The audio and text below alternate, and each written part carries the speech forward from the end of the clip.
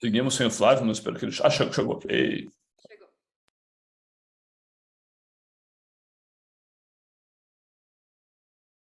Flávio?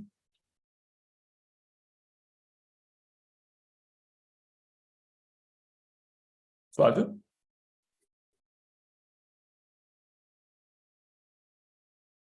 Opa, tudo bom? Chegou exatamente no momento disso, então vamos começar, e você apareceu assim. E, tudo certo aí? Só você está mutado aí, só vê se você consegue falar sobre... Não, tá tudo certo, deve estar tudo Tá. direitinho. Beleza, então tá. Bom, vamos começar. De última hora temos todo mundo, finalmente. E enfim, estamos no ar aqui já. E, bom, bem-vindos todo mundo aqui e tal. Eu sou o Olavo Amaral, um dos coordenadores da Rede Brasileira de Reprodutibilidade. Muito obrigado por estarem aqui, assim, estou, enfim, contente de ver a sala cheia, esse monte de carinhas do Zoom aqui e tal.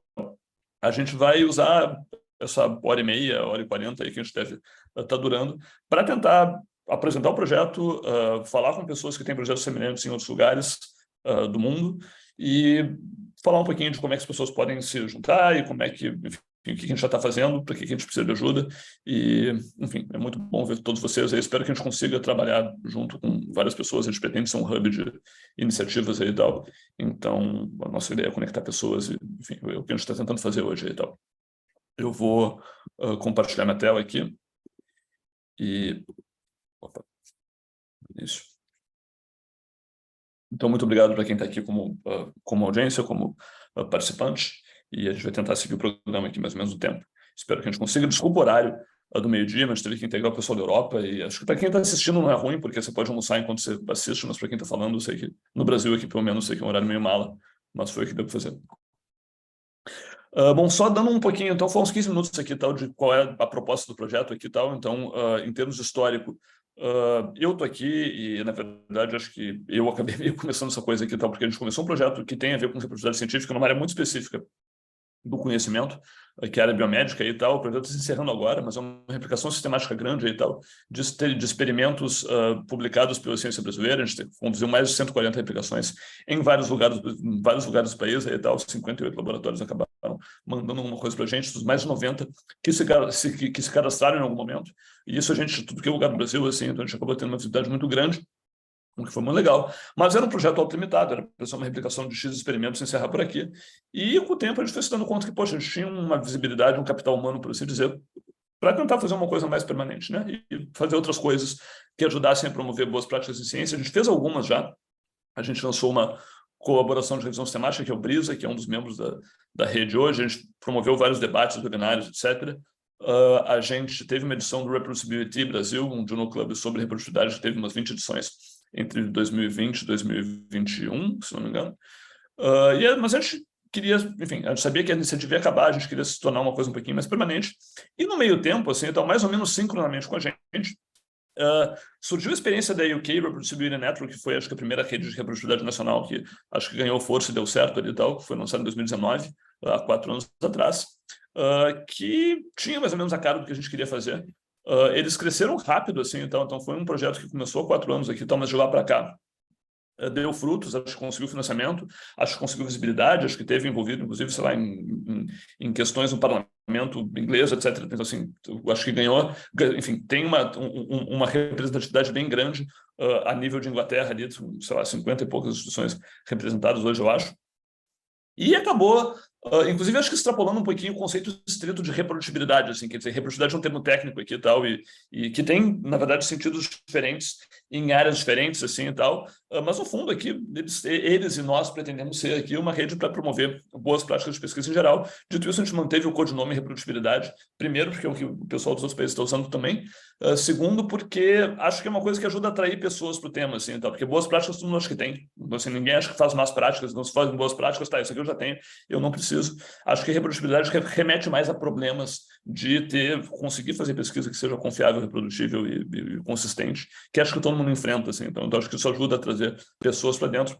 Dito isso, claro, enfim, as pessoas entendem o termo diferentemente, então, assim, acho que tem questões para resolver entre áreas, mas, enfim, é o codinome que a gente também resolveu assumir. Mas a gente não quer ser uma questão técnica de repetir experimentos iguaizinhos. A gente quer, enfim, quer ser uma coisa mais ampla, de promover pesquisa confiável, o que tem a ver com reprodutibilidade, tem a ver com outras coisas também. A gente vai falar um pouquinho mais disso depois. E porque a gente tinha reprodutibilidade no nome também, por acaso aqui e tal, a gente acabou sendo parte do clube aí e tal, de organizações semelhantes que começaram a surgir nos países, particularmente na Europa. A gente tem a Alessandra Souza aqui representando a rede portuguesa hoje. Eu esqueci de falar no início, a gente tem enfim, palestrantes 100% falando em português aí e tal. Foi uma tentativa consciente de tentar manter o debate em português. O Marcos da UKRN mandou um vídeo em inglês, mas enfim, vai ser só um momento, assim, a gente não quis fazer ele sentar ouvindo palavras incompreensíveis por 2 horas. Mas, enfim, é de propósito que a gente está falando português, a gente gostaria de manter isso como língua franca, por mais que a gente queira lidar com redes internacionais também.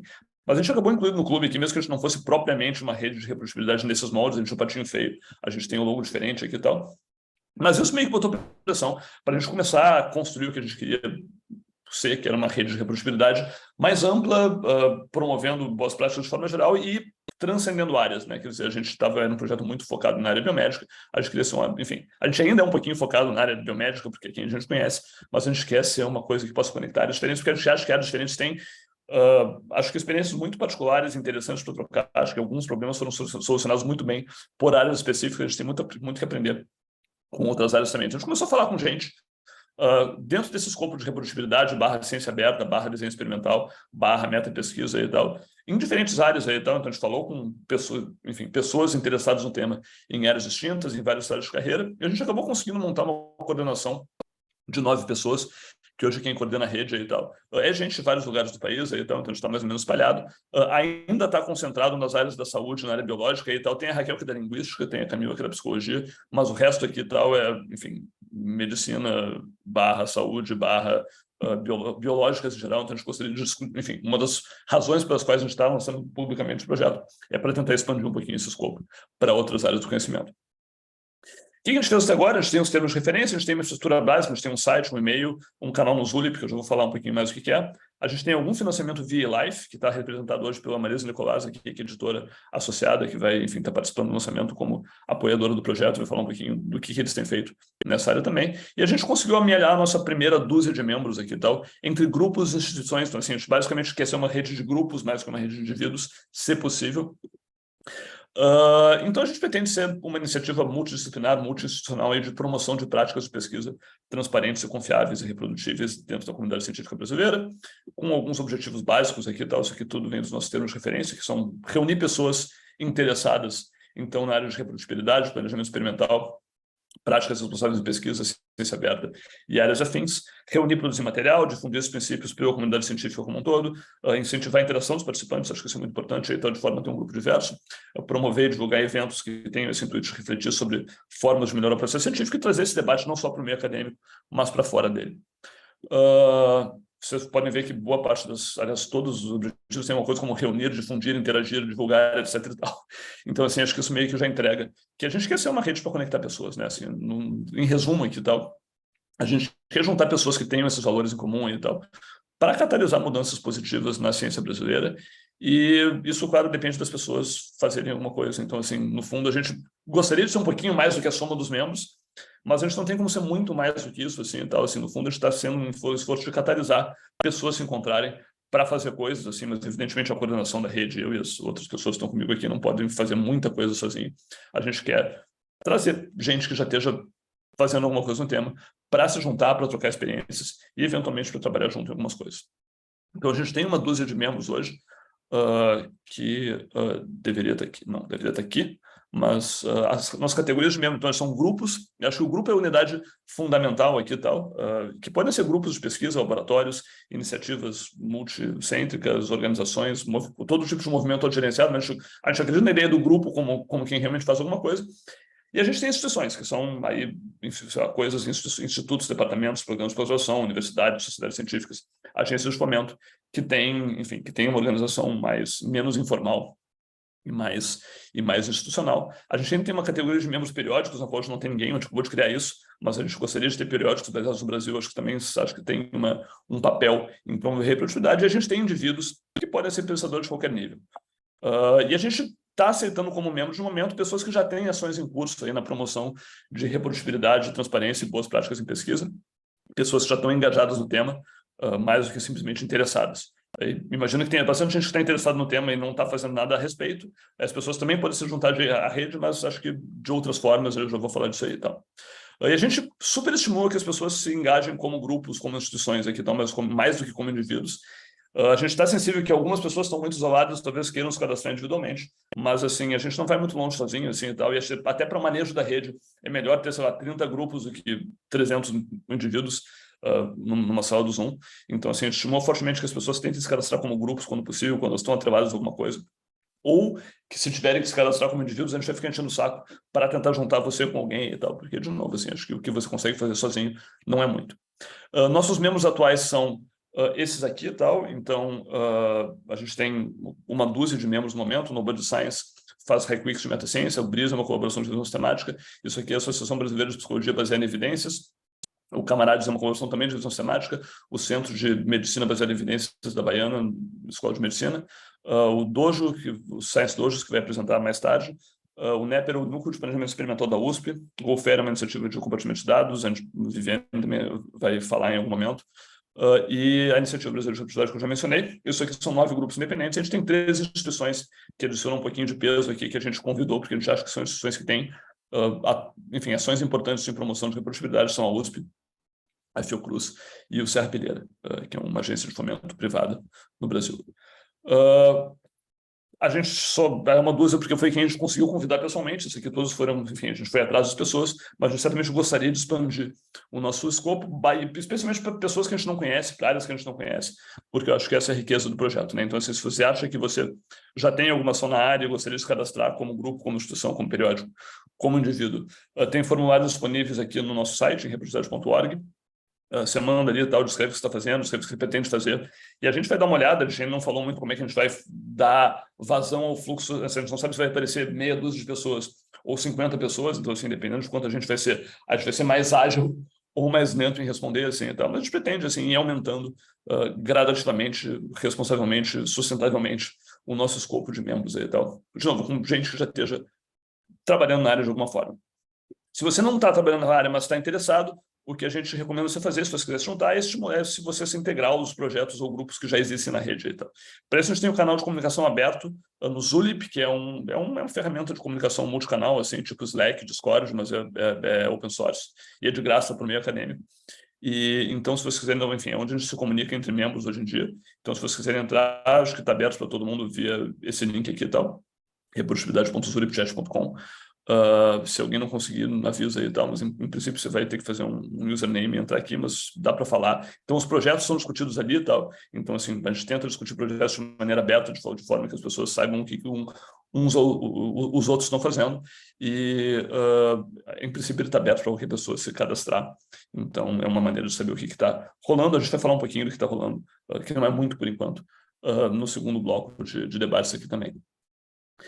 Mas, assim, independente do que está rolando agora, já dá para fazer muita coisa. Então, isso aqui tudo, assim, das conversas de brainstorming que a gente teve, primeiro com pessoas interessadas, depois entre a comissão de organização, etc., a gente falou de uma porrada de coisa aqui e tal, elaborar cursos de formação, reunir ou traduzir material de treinamento que já existe, a gente falar com o pessoal do Forte aí, que já tem muita coisa muito legal, assim, então o Flávio vai mostrar isso daqui a pouquinho. Fazer meta-pesquisa mesmo, quer dizer, diagnóstico de práticas de reprodutibilidade de ciência aberta no Brasil. A gente tem um projeto nessa linha, eu vou falar dele mais tarde também. Suporte para instituições, programas de pós-graduação, etc., elaborarem editais, currículos, programas de forma a fomentarem a ciência reprodutível e tal. Localizar pós-graduações, instituições que tenham casos de sucesso aí e tal, de promover essas práticas para visibilizar eles e para, eventualmente, usar eles para implementar, testar intervenções, etc. Dar apoio metodológico a CEUs e CEPs, que às vezes querem ter um componente de avaliação metodológica, de rigor científico também, não necessariamente tem o know-how de como fazer isso. E, claro, falar com instâncias superiores, claro, a gente tem que ser convidado por elas ou conseguir chegar nelas, mas, assim, acho que o diálogo com CAP, CNPq, FINEP, etc. e tal, acho que faz parte do que a gente gostaria de fazer também, se a gente conseguir crescer o suficiente para ter esse clout, assim, e tal, essa possibilidade. A gente já está fazendo alguns projetos aí, então a gente vai ter um segundo bloco para mostrar rapidamente o que a gente fez nos últimos meses. A gente existe há um mês, né? Então, assim, não é como se a gente tivesse super... Mas a gente focou em trazer membros aqui que tenham projetos particulares para mostrar e que tenham chamadas abertas para pessoas que queiram participar e tal. Aqui o No Budget, o GoFair, o Science Dojos aqui e tal. E a gente vai falar de duas coisas que a gente começou a fazer rapidamente na rede aqui e tal. Mas, antes disso, a gente gostaria de falar com as pessoas que já estão nisso aqui há mais tempo do que a gente, né? Então, a gente gostaria de conversar com nossos pares e apoiadores. Eu, enfim, dou as boas-vindas aí a Alessandra Souza, da Rede Portuguesa de Reprodutibilidade, e o Flávio Azevedo, do Forte, que é uma iniciativa para tentar promover e inserir educação sobre práticas reprodutivas abertas aí e tal, em programas educacionais diversos aí e tal, baseado inicialmente na Inglaterra, mas acho que tem gente em muitos lugares. O Flávio mesmo está na Holanda, que eu saiba. Além da Melissa Nicolás, que está, enfim, editora associada da iLife e tal, e está representando o patrocinador e tal, e vai falar um pouquinho sobre os esforços deles nesse esquema também. Mas antes, a gente tem um vídeo curto do Marcos Munafo, que é o, enfim, o coordenador-chefe lá da UK Arena, assim, que acho que foi quem começou um pouquinho essa movida. Achei que eles deveriam estar aqui, mas a gente não quis convidar alguém para estar, enfim, alguém que não fala português para ficar 2 horas ouvindo a gente, assim, e tal. Então, ele mandou um vídeo de 5 minutos aqui. Eu vou brevemente passar o vídeo do Marcos, que acho que descreve um pouquinho do progresso da UKRM nos últimos tempos, que é algo que a gente gostaria de conseguir fazer alguma coisa parecida se possível, e depois eu vou passar a palavra para a Alessandra, Flávio e Marisa seguirem. Acho que cada um faz uma fala curta de no máximo 10 minutos. A gente tem o debate depois. Então, deixa eu só achar o vídeo aqui e tal. Vocês estão vendo o Marcos Munafo inteiro aí? Tá, então vamos lá. Hola, my name is Marcus Manafo. I'm a professor of biological psychology at the University of Bristol, where I'm also Associate Pro-Vice Chancellor for Research Culture. But Olavo has asked me to give an introduction to a different organisation, the UK Reproducibility Network, which I am the chair of the steering group of. Now, the UK Reproducibility Network, or UKRN, was founded in 2019, and it grew out of an increasing amount of grassroots interest in understanding the factors that drive the quality of research that we produce, and then developing initiatives to address the problems, improve the quality of the research that we do, and work collaboratively across researchers, across institutions, across funders and publishers. The UKRN was launched in March of 2019. It grew very quickly at the base, if you like, in terms of these local networks that we have, these informal, self-organizing groups of researchers that come together to form communities of practice, to share experiences, to share ideas, to run journal clubs and seminar series, and so on. But very soon after that, institutions began to join formally, with those institutions creating senior roles focused on research improvement, looking at incentive structures, looking at promotion, hiring, training. And the model that we have is that ideally every institution would have those two roles: the local network lead, who is the voice of the grassroots community and captures that enthusiasm at the base, if you like. Those local network leads are often, but not always, early career researchers. And that person would work in partnership with the institutional lead that brings the formal membership of UKRN from that institution. But the two can challenge each other and communicate across the institution what they're trying to achieve. And then the other community that we developed over time in UKRN was our external stakeholder group, the funders, the publishers, and the learning societies. And the idea behind that structure, the idea behind having those three different parts, is that we can then begin to coordinate and collaborate both within and between those different elements. So our local networks, for example, come together for an annual retreat where they share their experiences at a national level and then go back to their institutions and implement what they've learned at that retreat. Similarly, our institutional leads work collaboratively, and we've received funding from one of the major funders in the UK, Research England, to develop a program of open research, working across our now 30 partner institutions. And within our stakeholder group, we've been setting up partnerships between funders and journals to promote the use of the registered reports publishing format, for example. So Cancer Research UK and 12 journals from PLOS, Springer Nature, and Wiley have been working collaboratively to link grant review to the submission of the stage 1 registered report to a journal of the applicants choosing if they're successfully awarded funding. And we could also work across those different groups. So, for example, when in the UK, our major funder, UK Research and Innovation, was looking to set up a committee on research integrity, they were able to speak directly to our local network leads to understand what the grassroots community of researchers felt was needed by that committee. So we can coordinate, if you like, vertically and horizontally within and between those three different groups. And we've grown incredibly quickly just in 4 years. We have over 60 local networks across the UK now, We have 30 institutional members. We have a very large number of stakeholders, including the majority of the major funders in the UK, the publishers, the learned societies, and so on. So it's a really exciting time that I think illustrates just how much enthusiasm there is for improving the way in which we do research. But what has been most exciting over the last few years, and which is captured by this meeting that you're having today, is the growth in the number of national reproducibility networks.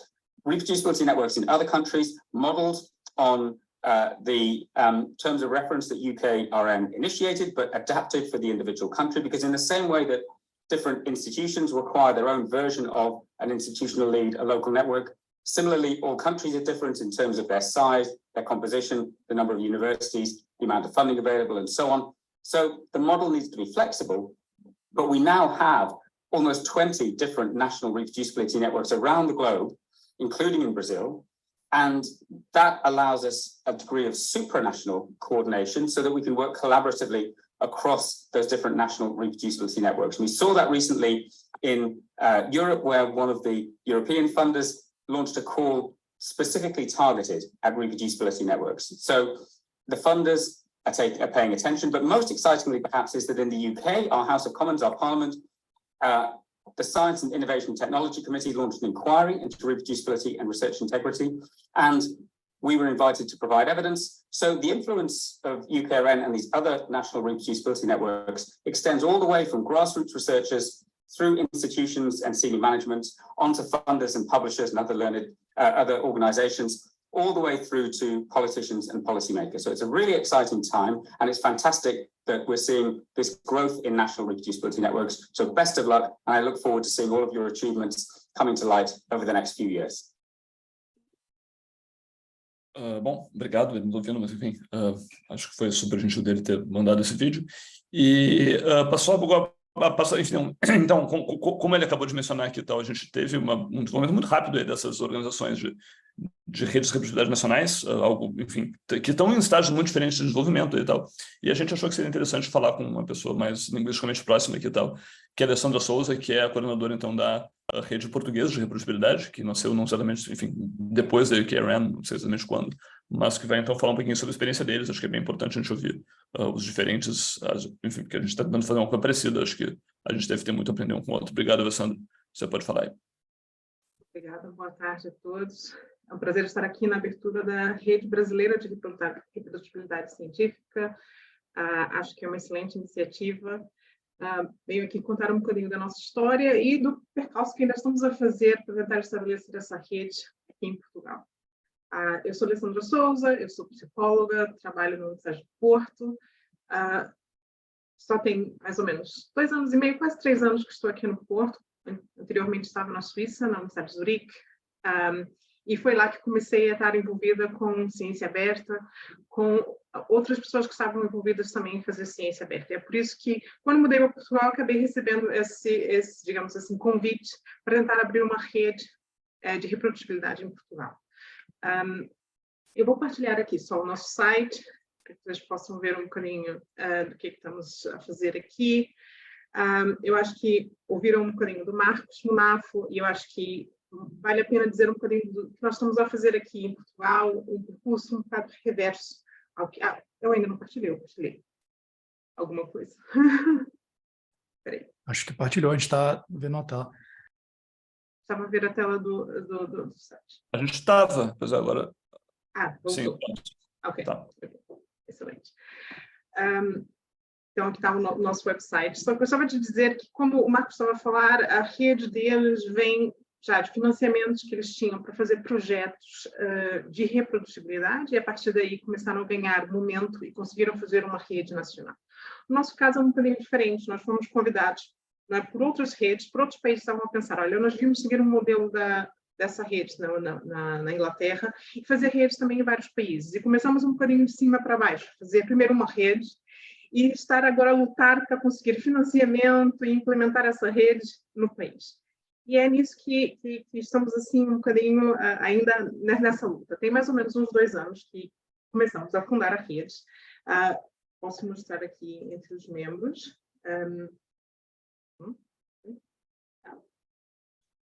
que estamos aqui, que abrimos a rede, e que temos trabalhado mais intensamente sou eu e a Susana Magalhães, uma colega da biologia, e tem sido difícil exatamente pela falta de financiamento. Nenhuma de nós temos financiamento para nos dedicarmos a essa tarefa árdua de tentar mover o país na direção de maior práticas de reprodutibilidade, estabelecimento de boas práticas. Por isso, temos gradualmente tentado fazer pequenas reuniões. Também estamos no processo de fazer um inquérito sobre práticas de ciência aberta, no qual nós nos juntamos com uma rede que foi também recentemente aberta, que é a Open Science Community em Lisbon. E é nesse momento, nessa fase, é que nós estamos aqui ainda a tentar chamar mais atenção. Eu acho que ainda há uma grande resistência em Portugal para a implementação de práticas de ciência aberta, para pensar na reprodutibilidade. As pessoas ainda estão assim um bocadinho confortáveis nas posições em que estão e, portanto, ainda não sentem aquela necessidade ou percebem a necessidade de estar a acompanhar o movimento internacional, de integrar mais práticas abertas na sua pesquisa, na sua investigação, e, portanto, tem sido um desafio. Eu gostava também de partilhar, para dizer a verdade, nós temos tido um bocadinho mais de sucesso dentro da minha própria instituição, no grupo de psicologia, na Faculdade de Psicologia e Ciências da Educação da Universidade do Porto. Eu coordeno um grupo de ciência aberta e responsável, e nesse grupo nós temos tentado fazer, estamos ali mais próximos a conversar dentro da mesma ciência, dar exemplos mais próximos daquilo que é a implementação, e, portanto, temos feito vários workshops e também preparado vários materiais para ajudar as pessoas a implementar a prática de ciência aberta. Portanto, se alguém tiver interesse no Brasil, porque também está escrito em português, pode ser interessante para ajudar a quem tiver aí, podem verificar o nosso site, que é opensciencefpce.p.pt. Depois posso pôr no chat aqui. Nós temos guias para fazer pré-registros, guias para fazer partilha de materiais e bases de dados, Open Access, e também depois na nossa página no Open Science Framework tem vídeos das formações que fizemos, várias formações que partilhamos no grupo dentro da psicologia. Claro que pode haver pequenas coisas que necessitam ser aí ajustadas, dependendo digamos assim, da ciência que vocês estão a trabalhar, mas penso que já é um ponto de partida também para ajudar a pensar um bocadinho mais sobre a incorporação de práticas de ciência aberta no vosso know-how. Acho que está sendo muito interessante estar aqui hoje e ver os vossos esforços e ver também que talvez precisamos aqui em Portugal tentar organizar um bocado mais de projetos, não é? Para que possamos mesmo movimentar diferentes grupos, para que possam estar mais sensibilizados para a reprodutibilidade. Portanto, vou estar aberta a perguntas, deixo aqui os nossos materiais, também há outros recursos no site da PTRN, e estou à disposição, e mais uma vez parabenizo o Olavo e todos que estão aqui presentes pela iniciativa. É isso, obrigado. Obrigado, Alessandra, super pontual. E passar a palavra agora para o Flávio Azevedo, então. Flávio representa o FORTE aqui, que é o Framework for Open and Reproducible Research Training, se eu não estou errado, aqui está o Flávio brasileiro, está há muito tempo na Europa.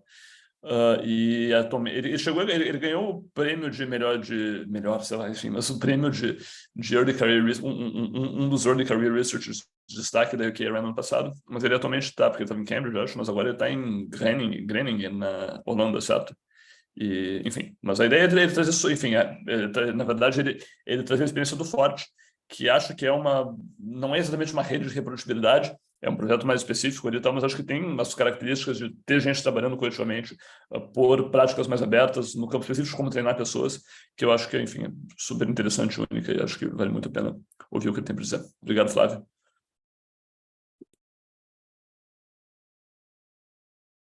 Eu espero que todos estejam me ouvindo e que tudo esteja funcionando. Certo? Bom, primeiramente, eu queria agradecer ao Olavo pelo convite. Em nome da comunidade do FORTE, estou muito feliz de estar aqui e de ter a oportunidade de apresentar o FORTE. Eu queria dizer para todos que eu não falo muito bem português, eu saí faz quase 20 anos do Brasil, e todos os termos e todos os conhecimentos que eu tenho são em inglês, mas eu vou fazer o meu melhor para poder fazer justiça. E eu também odeio essa ideia, eu esqueci minha língua. Não é isso, é só uma dificuldade, mas a gente vai fazer direitinho. Bom, eu vou apresentar o Forte, e nomeadamente, uma coletiva dos vários trabalhos que nós fizemos, exatamente como o Olavo disse, coletivamente. A ideia essencial é que quando a gente começou, que foi exatamente há 5 anos atrás, acabamos de fazer aniversário, a ciência aberta tinha fechado mais ou menos os olhos para a educação, né? E isso faz com que as oportunidades de abordar os incentivos nefariosos, perversos, não seja feito, ou seja, a forma como nós evaluamos, como nós fazemos a avaliação da qualidade de pesquisa não é sustentável, no sentido em que nós não estamos treinando as pessoas na educação maior, né, na universidade, como serem consumidores de ciência. Nós estamos, infelizmente, ensinando como que é a nossa ciência, né, certamente, ciência política, psicologia, biologia, etc., mas nós não estamos reformando o nosso sistema educacional para treinarmos cientistas, consumidores de ciência no futuro. Isso é especialmente importante quando você pensa na campanha de desinformação que existe, teoria das conspirações e tudo isso, né? Então, o Forte tenta trabalhar muito como reformar a educação nesse sentido, de treinar bons consumidores de ciência, e treinar uns aos outros como ensinar e como reformular a nossa ciência aberta, que saiu de uma maneira muito tradicional na academia, que não inclui, por exemplo, pessoas de outros países, que não seja dos privilegiados do global, o que a gente chama de global North, de maneira equitativa e diversa e inclusiva. Então, só para te dizer o que é o Forte, a gente é uma organização de mais ou menos 800 pessoas e a gente engaja de 400 a 500 pessoas por ano. Nós temos várias disciplinas que são representadas, temos uma grande presença na social media, e várias parcerias com várias entidades na ciência aberta, tá bem? E aí a gente está trabalhando junto com a NASA, com a Unesco, com o Parlamento da Inglaterra e várias outras coisas. Ok. Eu vou apresentar direto algumas das nossas iniciativas também, que eu acho que pode dar uma ideia melhor do que é que a gente faz. Mas, essencialmente, é o que o Olavo disse, nós temos uma comunidade muito forte e nós, essencialmente, vemos as coisas maravilhosas que a reprodutibilidade, esse movimento que a gente chama de movimento ciência aberta faz, e a gente fala assim, a gente precisa de uma corretiva aqui, a gente precisa de uma corretiva ali, etc. Então, por exemplo, aqui é o Forte o Glossary, e o que, essencialmente, que a gente pensou é que como é um movimento social, né, o vocabulário, ele evolui muito rapidamente. Os educadores e os estudantes de ciência aberta, eles estão constantemente atualizando os seus conhecimentos e o vocabulário, e generando vocabulário novos, né? Então, esse glossário foi concebido para ser um ponto de acesso para aqueles que desejam aprender sobre a ciência aberta. É uma iniciativa em curso, a gente está na fase número 2 agora, mas a primeira fase a gente define 250 terminologias, e trabalhamos com 112 experts em toda que cruzaram a fronteira disciplinar. Então, a gente teve uma revisão pública e uma revisão interna, e aí a gente submeteu isso para a Nature Human Behavior e foi, graças a Deus, aceita. E eu vou mandar agora no chat o nosso website, essas coisas todas, e para você ver verem mais ou menos quais são os nossos links, etc. Mas linkando no website, se você for acima no Educational Corner, eu vou botar aqui o laser pointer, você vai achar todas as nossas iniciativas educacionais aqui. Esse aqui é o glossary, e essa é a definição de Cumulative Science, a ciência acumulada. E aí você vê a rede de termos. A gente a gente faz muito trabalho para dar sempre crédito para as pessoas que definiram e as referências. Nós estamos na fase 2, e a fase 2, ela expande os 250 termos para 700 no total, ou seja, mais 350, e nós estamos traduzindo em 10 línguas, o que significa que nós estamos também traduzindo para o português. E se você, você pode... É uma rede especial, é uma rede aberta, você pode entrar. Eu deixei o convite lá e você pode contribuir e se tornar um autor no papel que nós vamos submeter agora, que também já foi demonstrado interesse pelos mesmos publicadores do primeiro papel. A outra iniciativa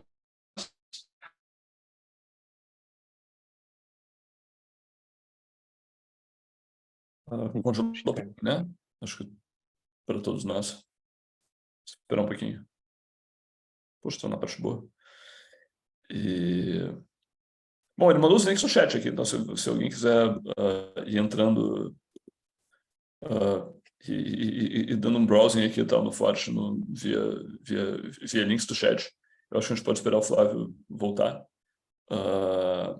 Eles têm um grupo no Slack, que basicamente é o equivalente do nosso Zurip também, onde, inclusive, sei lá, você pode tem canais específicos para traduções e tal, então se alguém estiver interessado em traduzir material em português, alguma coisa assim, por exemplo. Eu acho que até pouco tempo atrás, pelo menos, tinha oportunidades lá. Acho que o Flávio oficialmente caiu. Acho que podemos esperar um minuto aqui para ver se ele volta, senão a gente pode passar a palavra para a Marisa e o Flávio termina depois também. Mas acho que a gente pode esperar uns 30 segundos, né? Normalmente quando, enfim, as quedas são curtas. Mas deixa eu...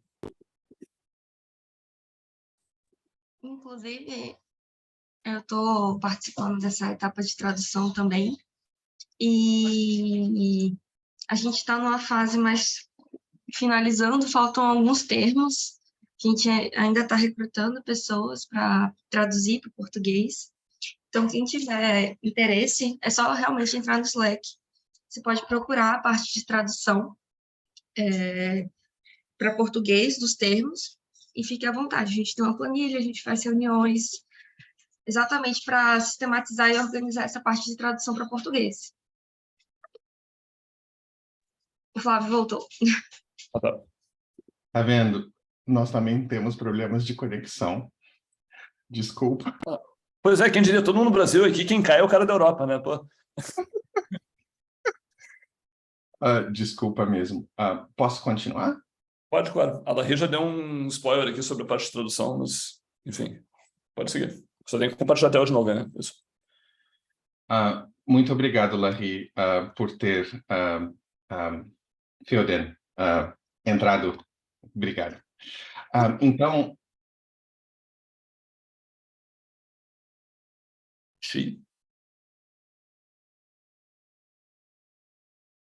Vixe, eu acho que caiu de novo.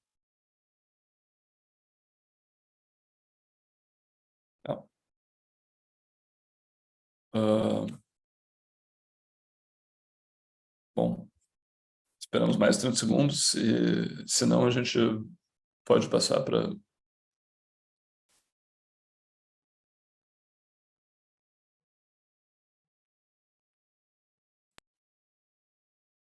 Se tiver uma pergunta para as pessoas que já estão aqui, enfim, a gente ia fazer perguntas no final, mas assim, se tiver uma pergunta para mim e para o Alessandro, acho que a gente pode adiantar isso também. Vamos ver se, enfim, de novo, vamos dar um minuto para ele voltar. Se ele não voltar, a gente passa a palavra direto para a Marisa. Mas uma pergunta por enquanto, e tal, vocês podem levantar a mão, podem mandar no chat. Estamos abertos.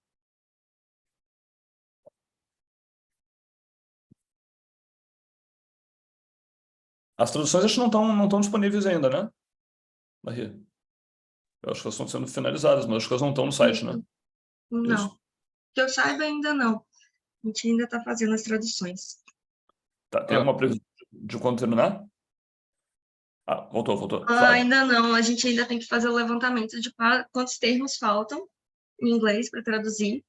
Depois desse levantamento melhor, a gente vai sistematizar, mas não temos uma previsão certinha ainda. Mas também uma parte que é interessante, que o Fábio falou, todo mundo é acreditado pelo trabalho que faz lá. Então, se você traduz, vai estar lá seu nomezinho no cantinho também como contribuidor para isso. Flávio voltou. Eu estou atrasando o evento inteiro, então Não, eu fique acho tranquilo. que... desculpa, imensamente. Eu deveria tentar de novo, Olavo, Não, vai lá. Vai lá. Tá bem. Tranquilo. Se cair de novo, a gente passa para a Marisa e depois volta para você, enfim. Mas... Tá bem, obrigado. Vamos lá.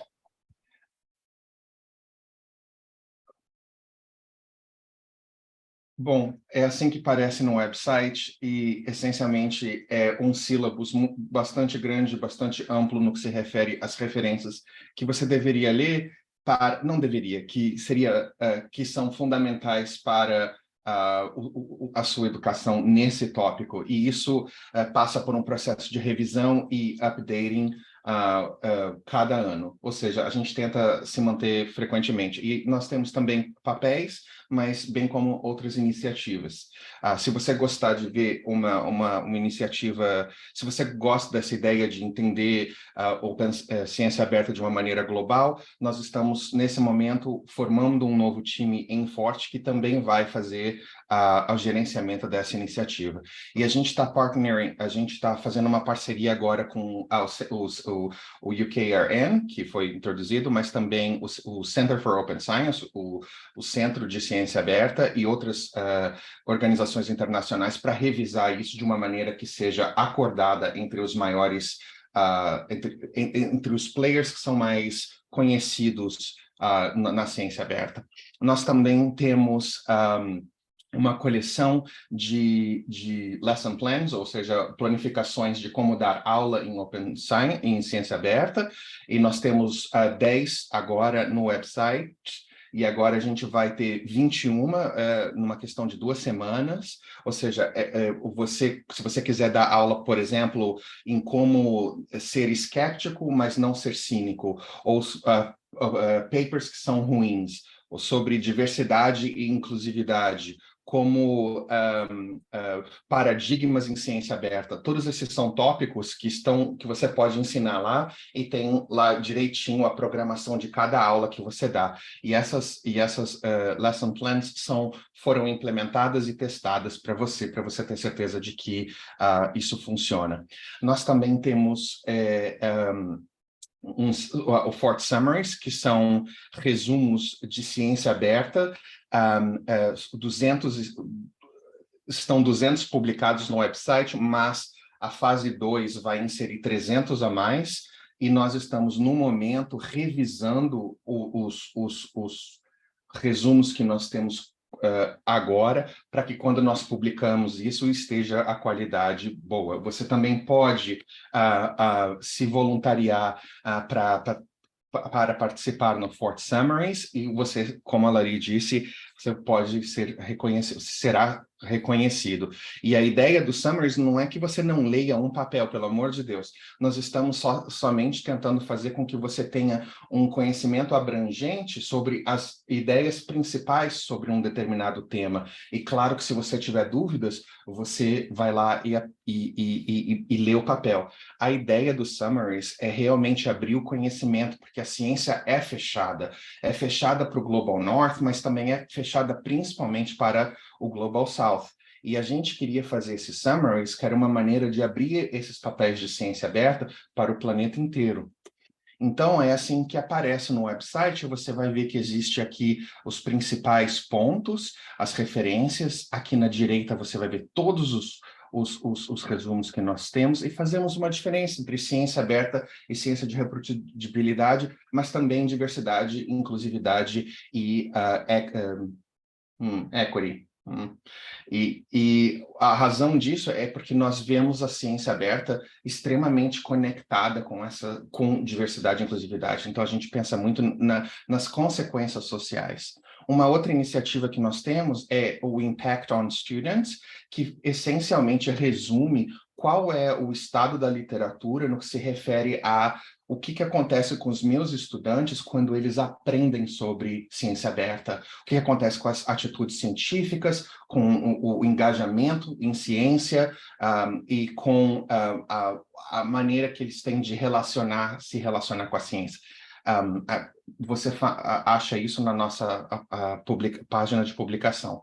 Nós também, talvez a maior iniciativa que nós temos é Replications and Reversals, e a gente sabe que replications estão no centro da ciência aberta, e nós estamos fazendo a primeira coleção dinâmica de efeitos nas ciências sociais, cognitivas e comportamentais, para você saber o que replica e o que não. Como que isso funciona? Nós, no momento, estamos coletando replicações, você pode participar também, ou seja, essencialmente, botando junto papéis que replicaram o mesmo efeito, e a coisa que nós estamos fazendo agora é trabalhar em 2 Shiny Apps. Um é que esse aqui à direita, você upload o seu syllabus, Olavo? Ementa. Claro, claro que eu ia lembrar a ementa. A sua ementa ou a sua referência do seu papel que você está escrevendo, e você recebe de volta uma lista de todos os papéis e se eles foram replicados ou não, baseado no DOI, no registro, e te diz qual que é o status, se foi replicado sucessivamente, se foi rejeitado ou se são resultados nulos. O outro Shiny App que nós estamos produzindo é mais para metaciência, que é a ideia de que porque é uma coletânea muito grande de efeitos de replicativos, o que pode acontecer é que talvez eles recebam menos citações, talvez o effect size seja menor do que nas replicações do que no original, e etc. Então, você vai poder estudar essas questões metacientíficas com esse Shiny App. Então, é nessa direção que nós estamos indo, e nós temos 450 efeitos já coletados, e assim que está no website, então, aqui Social Psychology, tem o Elderly Priming, e é isso aqui que eu vou acabar logo aqui. A gente tem um projeto de neurodiversidade, nós temos uma coleção de pedagogias, que as pessoas são entrevistadas e elas abrem os materiais delas para que você possa aplicar no Brasil ou em qualquer outro lugar. Nós temos uma coleção de ementas enorme, mais de 100, e nós temos também a ementa do Forte, se você quiser aplicar, está num GDoc, ou seja, você pode deletar e editar. Nós temos mais de 2.000 recursos que estão disponíveis no website, você só põe uma palavra inteira aqui e vai sair os recursos, e não sei se vocês conhecem o Open Scholarship Knowledge Base, era um projeto do Center for Open Science, e aí ele está sendo mergido no Forte. E temos várias iniciativas para justiça social, e aqui estão os nossos links, desculpa por tudo. Acho que não tudo, você passou um pouquinho do tempo, acho, contando, eu não sei se eu contei certo, assim, mas acho que você acabou nos 12, 13 minutos também, tá tudo bem. Incrível, assim, muito obrigado, e passar a palavra para a Marisa, então, Marisa Nicolás é do LNCC, em Petrópolis, Laboratório Nacional de Computação Científica, editora associada da iLife, e é a representante em português do periódico e tal, que, enfim, e da estrutura maior da iLife e tal, que é um dos nossos primeiros fornecedores. Então, assim, eu deveria, enfim, adicionar que, enfim, a gente funciona com fundos da Iniciativa Brasileira de Reprodutibilidade, que foi financiada pelo Serra Pilheira, e agora com fundos da iLife e tal. Não que a gente custe muito, assim, e tal, mas na prática é o que a gente tem. Marisa. Sim. Muito obrigada. Estão escutando? Bom dia a todos. Vou compartilhar aqui, então. É um prazer muito grande estar hoje aqui, realmente, e conhecer todas as iniciativas. Fiquei realmente muito impressionada com todo o trabalho. Deixa eu colocar aqui na minha, se consigo. Ai, meu Deus do céu. Não estou conseguindo colocar aqui no modo. Ai.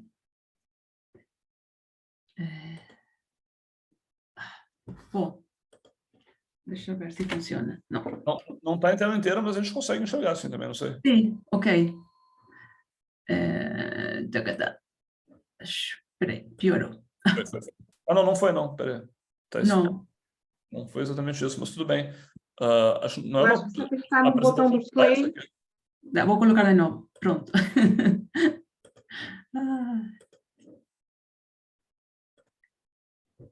antes tinha funcionado e tal, quando você É, fez o início da...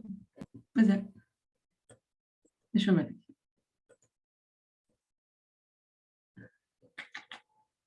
Ai, Deus. Porque não passei ali a PDF. Desculpe. Vou colocar aqui. Não. sim. Foi. Foi? Foi. Foi. Pronto. Ok. Muito bem. Então, realmente sinto muito prazer por estar hoje aqui. Sou Marisa Fabiana Nicolás, como o professor Amaral coloca, então sou pesquisadora associada do Laboratório Nacional de Computação Científica, que fazemos pesquisa multidisciplinar e somos um órgão do Ministério da Ciência, Tecnologia e Inovação do Brasil. E desde o ano passado eu sou editora, não, da revista iLife, como editora de revisão. E queria colocar, então, mostrar um pouco para a audiência de hoje como a iLife está acelerando a descoberta científica através da transparência, através da ciência aberta, né? Então, a iLife foi fundada em 2012 e uma organização fundamentalmente independente, sem fins lucrativos e apoiada por instituições públicas e fundamentalmente liderada por cientistas. E a missão é melhorar essa, digamos, de como os resultados da pesquisa são revisados e comunicados. E trabalhamos em nossa missão em 3 formas, através da própria revista iLife, sim, da tecnologia do código aberto e do engajamento comunitário. Então, dentro desse engajamento comunitário, por exemplo, o prêmio que hoje, digamos, estamos anunciando ou comemorando, que é o prêmio do Ben Barres, que foi otorgado, então, para o professor Olavo Amaral, como um reconhecimento da rede brasileira de reprodutibilidade, que está apoiando essa rede, sim. Então, os slides estão, Marisa, os slides estão cortando um pouquinho dos lados, eu não sei, enfim. Deixa eu ver se eu fiz alguma coisa de repente passa assim mesmo, porque, enfim, só que a gente não está vendo as pontas deles, assim, então... Tá, desculpem, eu também estou atrasando tudo. Vou compartilhar de novo. Vou compartilhar de novo, peraí. Assim, também não era uma tragédia, assim, tipo assim, cortou minha cara pela metade, assim, então não me importa, mas talvez... Não sei o que aconteceu. Em algum momento tire alguma coisa importante do... Aqui? Deixa assim melhor? Acho que passa assim mesmo, acho que também, isso. Aí melhor? Tá ótimo. Ok. Então, desculpem, estamos comemorando, então, esse prêmio otorgado para o professor Amaral, apoiando a Rede Brasileira de Reprodutibilidade, né? E só para colocar aqui esse prêmio de Ben Barres, que vai ser da edição 2023, vai ser aberta em julho, e os candidatos, é importante destacar que os candidatos os autores que se podem candidatar têm que ter os preprints revisados e com suas análises publicadas nas plataformas de preprint, não necessariamente atrelados à revista iLife, pueden ser con cualquier otro tipo de, digamos, de organización, otras revistas, mas sim que sean públicas as análises, né? E o que queremos trazer e colocar aqui como uma grande mudança de paradigma de publicação é o novo modelo da iLife, que começou em 23 de janeiro desse ano. Então, o novo modelo traz algumas mudanças de paradigma. Primeiro, bom, como a maioria já sabe, para a revista iLife, os artigos que são revisados têm que ser primeiramente publicados em plataformas de preprint, como artigos de preprint, sim? Em uma segunda instância, então, os artigos agora vão ser revisados por pares, sim? E nesse momento que há uma discussão entre os editores de revisão como eu, com os editores sênior, onde a gente tem agora o compromisso e a confiança para esse artigo que é submetido, se podemos produzir revisões de alta qualidade, né, que sejam úteis para a comunidade. Mas uma vez que o artigo agora entra para o processo de revisão da eLife, agora já não vamos emitir mais decisões de aceitar ou rejeitar esse artigo. Então, essa é a grande mudança de paradigma, porque agora, uma vez entrado no processo de revisão, o artigo vai entrar na revisão por pares. E a partir dali, então, o preprint vai estar publicamente, tanto na eLife como na plataforma de preprint, como um preprint revisado, sim? E vamos ter, digamos, todas as análises públicas, né? Uma transparência muito grande, né? E nesse momento, qual é a mudança? Então, uma vez que foi entrado no processo de revisão, não vai ter aceitação e rejeição, simplesmente um trabalho conjunto entre autores, editores de revisão como eu e os revisores em si, para tentar encontrar, para que os autores atinjam o que a gente chama de versão record, né? Então, nesse momento, agora o artigo é publicado, sim, na eLife. Mas isso vai dar um domínio muito maior para os autores em si, né? E como um artigo, então, uma vez que é publicado na eLife, vai aparecer? Então, com uma grande transparência. Então, primeiro vocês têm aqui, então, o artigo, um artigo na eLife, por exemplo, temos um abstract. Embaixo do abstract, a gente pode ver o que a gente chama do eLife Assessment, que é um resuminho que, na verdade, trabalhamos em conjunto com os revisores e os editores de revisão como eu, onde a gente vai destacar o maior impacto dessa pesquisa, sim? Os pontos chave dessa pesquisa, para fazer ela realmente bem visível e utilizando linguagem de vocabulário controlado, sim? Aqui acima à direita vamos encontrar todas as, digamos, os links da disponibilização do preprint que foi revisado pela eLife. Embaixo aqui vamos ter todo o histórico, né, da revisão do artigo. No geral temos mais ou menos uns 3 meses, dependendo dos artigos, né? E nesse link aqui, no meio aqui, vamos ver todos digamos, o processo das revisões públicas que foi feita por pares, vai estar disponível na eLife. E isso, então, traz vários benefícios nesse novo modelo da eLife. Então, por um lado, temos uma valorização muito maior do trabalho, mais rápido. E um ponto super chave dessa mudança seria um maior controle para os autores e maior transparência dessa publicação. E tudo acaba sendo melhor, tanto para os cientistas como para a ciência, né? Com respeito a ser mais rápido, então, os artigos podem cair a velocidade, digamos, de 9 meses que demora, pode ser 3 meses, né? E a grande mudança é essa digamos, abolição da decisão de aceitar ou rejeitar. Ou seja, você vai ter agora uma decisão que, uma vez entra no processo de revisão, você vai ter um artigo publicado e vai ter maior domínio. E isso, claro, imagina que a situação quando a gente submete um artigo, uma revista qualquer, e tem que esperar até o final de todo o processo de revisão por pares e finalmente é rejeitado e você perde um tempão para poder resubmeter. Enfim, isso aí já não existiria, não existe mais um modelo novo da eLife, né? E os benefícios, então você tem uma avaliação muito mais rica, mais detalhada, as descobertas são mais valorizadas e, sobretudo, aumenta a transparência, né? E para os cientistas, obviamente, aqui temos que você pode ter, já na plataforma preprint, você pode ter, antes de chegar na versão record, você já tem todas as revisões que estão acontecendo, e isso você já pode utilizá-lo para poder submeter, não? Para escrever um projeto, para conseguir financiamento, né? Então, valoriza muito mais o tempo de você como autor, né? Nessa produção. E a transparência, né? Os pré-print revisados são domínio público, você vai ter los comentarios por pares públicos, los comentarios de los autores públicos, y todas las versiones son rastreadas, ¿no?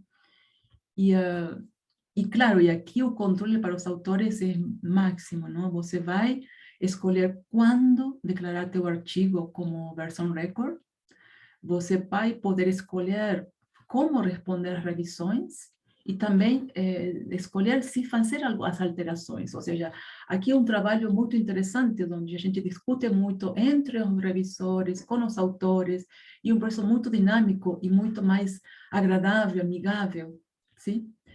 E os benefícios, óbvio, não? Então, a taxa de publicação antigamente, no modelo antigo, era $3.000, agora baixou para 2.000. Essa taxa é cobrada no momento em que a eLife se compromete para entrar no processo de revisão do artigo. E, claro, ainda, óbvio, para nós, para o Brasil, é muito alto, mas as 5 sessões completas estão disponíveis para qualquer autor que relata a falta de fundos disponíveis para pagar essa taxa, e o qual, digamos, nesse processo você tem também uma economia de tempo acadêmico, né? E, bom, era isso. Aqui simplesmente coloco os links da eLife para vocês conhecerem um pouco mais do modelo novo e ter acesso ao e-mail da community da eLife, né, .org, ou acessar o Twitter da eLife. Muito obrigada e desculpem que me atrapalhei na apresentação. Não, obrigado, Marisa. Só para mencionar, talvez seja interessante aí, mas a eLife acabou de lançar eles têm ativismo em algumas áreas, né? Eles acabaram de lançar um Global South Committee para fazer advocacy por inclusão do Sul global e fazer advocacy de preprints nessas regiões também e tal. Eu sou um dos membros, enfim, mas me convidaram agora, assim, e tal. Tem uma primeira reunião na sexta-feira, mas isso existe, talvez, relevante nesse contexto aqui e tal. Gente, perguntas acabamos de dar uma, enfim, nós perdemos minutinhos ali nos problemas técnicos, mas acho que a gente pode esperar uns 10 minutos para o outro debate e tal. Maurício pergunta para a Marisa como é que fica a questão de Desk Project no modelo novo da eLife. Eu tenho ouvido isso como uma crítica importante, quer dizer, poxa, na verdade agora, se a rejeição está toda na mão dos editores, isso é menos transparente do que o peer review normal, e, enfim, como é que você enxerga essa questão aí? Não, na verdade, assim, o que acontece no começo, digamos, você tem a submissão, então, desse preprint, sim? Então, há uma primeira avaliação, tanto que vem dos revisores, dos editores sênior, e há uma discussão entre vários grupos de revisores, digamos, como eu, não? Editores de revisão. Mas no momento em que ingressa no processo de revisão, aí não tem rejeição. O gargalho acontece no começo, quando o artigo, o preprint, é submetido para entrar no processo de revisão. Então, é nesse ponto que há um criticismo maior, né? É nesse ponto que está o criticismo. Mas que tamanho quão estreito é o gargalo e tal? Qual é a taxa de... Não, o gargalo é assim, por exemplo, você vai ter que, digamos, o que a gente faz? A gente discute sobre a qualidade, digamos, tanto do ponto de vista metodológico, a escrita, a revisão, se o artigo tem, digamos, falhas metodológicas graves, né? Onde a gente pega os especialistas em cada área. Não é que o artigo vai cair em mãos de editores de revisão. Cada editor de revisão, ele é especialista em um tema, sim? Então, o gargalo acontece nesse ponto, né? Onde a gente não é um único editor que vai colocar. No geral, somos 3 revisores. E a gente coloca uma grande discussão e aponta, digamos, em um criticismo se há falhas muito graves metodológicas para a reprodutibilidade desse trabalho, sim? É nesse ponto está. Mais perguntas, gente? Pode levantar a mão. Não sei se fui clara, mas é que teria que dar um exemplo, talvez, mas, enfim. Manda para o chat. Bom, eu tenho uma pergunta, na verdade, talvez para Flávio e Alessandra e tal, que é, assim, acho que as redes de reprodutibilidade de forma geral aí e tal, e o Forte também, na verdade, assim, acho que estão muito enviesados pelo lado da psicologia, né, assim, por razões históricas, assim, acho que foi onde o debate de reprodutibilidade cresceu mais nos últimos anos ali e tal. e acho que, assim, pelo menos as que eu conheço, assim, e tal, não é o caso de todas, talvez, assim, e tal, mas acho que em vários lugares do mundo isso tem sido uma tônica, né? Tipo assim, o debate tem sido carregado por gente ligada à psicologia e ciências sociais. E como é, enfim, o que vocês veem de problema, enfim, eventualmente, eu tenho certeza que para algumas coisas são aplicáveis, para outras áreas não são. Então, como é que a gente universaliza mais esse debate aí e tal? Até que ponto vocês têm essa intenção? Quer dizer, faria sentido falar de um forte para física, química, ou, na verdade, a gente tem que fazer isso aqui, é area specific mesmo, enfim, conversar uns com os outros, mas não tem, enfim, até que ponto você acha que a gente consegue fazer recomendações mais universais dentro do que vocês estão fazendo, assim? Bem, eu posso dizer que eu sou da psicologia e, portanto, estou dentro desse viés de que a psicologia até bastante, digamos assim, empolgada com o movimento da ciência aberta e pronta a modificar as suas práticas. E, de fato, às vezes um bocadinho difícil conseguir digamos assim, um diálogo comum. Quando fui, por exemplo, teve um summit das Reproducibility Networks na Suíça, e que havia pessoas de várias áreas, que realmente é difícil. Quando fala-se de reprodutibilidade, começa um debate sobre os temas, não é?